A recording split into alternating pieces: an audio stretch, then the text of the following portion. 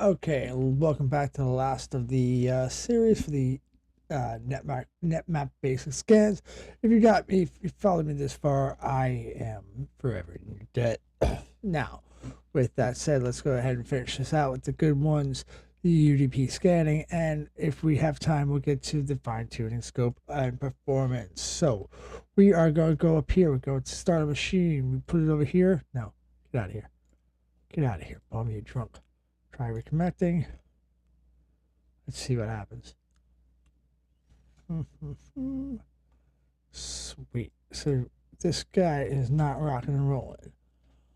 Start machine and start attack box. We're going to open that up in split view. And while we do that, we're going to go ahead and read what UDP is.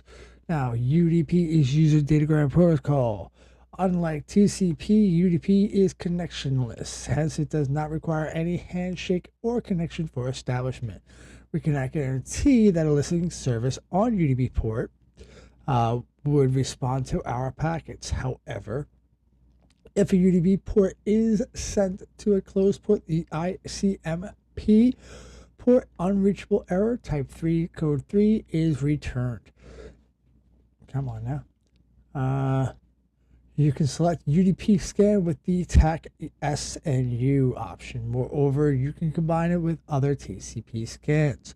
So you can do both a TCP and a UDP scan, according to this. Anyway, so the following figure shows that we sent a UDP packet to an open UDP port. We cannot expect any reply return, therefore sending a UDP packet to an open port won't tell us anything. However, as it is shown in the figure below, we expect to gain an ICMP packet of type 3, destination unreachable, and code 3, port unreachable. So type 3, destination, port 3, code 3 port is unreachable.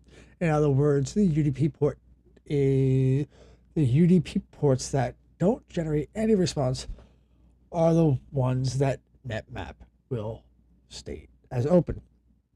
Okay, so if it doesn't come back with any information, the netmap is going to assume that hey, it is being connected to. We are going to so like the other ones in Wireshark, you can see the transmission protocol being parsed through and how it's supposed to be looking at how it's supposed to look. So we can see that every closed port will generate an ICMP packet. The designation port is unreachable, right? So we can see this is the source, this is where it's going, this is the UDP, destination port unreachable. Now, launching a UDP scan against the Linux server provided value, proved valuable. Launching a UDP scan against a Linux server proved valuable, and indeed, we learned that the port 111 is open. So we will clear this out. Thank you. We will reopen this guy. And we're going to run a nmap. I guess we'll run sudo nmap. And we will go su. So then we're going to go to 10. What is this? 66.142.1. 199. The other thing that they don't tell you is nmap scans, running UDP scans are extraordinarily long. It is not the preferred way, but it does come back with a lot of useful information that if you're looking for, it has its purposes. Now, now this would have been great information to know 2 seconds ago, but launch a VM on the attack box, use the terminal to execute nmap SUFV and the IP address. Now, nmap, clearly that's going to call it the program. SU is calling the datagram, the user datagram, otherwise known as UDP. F is going to be for fast. This is going to return, V is going to return verbose or a lot of information. And the IP address is going to be clearly the IP address that we want to scan. Now, let's go ahead and get rid of you. Close. Nope. Okay. So with that said, we're going to go nmap. All right, we're going to go to SU. All right, we're going to tac F, tac V, and we're going to go to the IP address 66.142 and 199. And it will come back with information.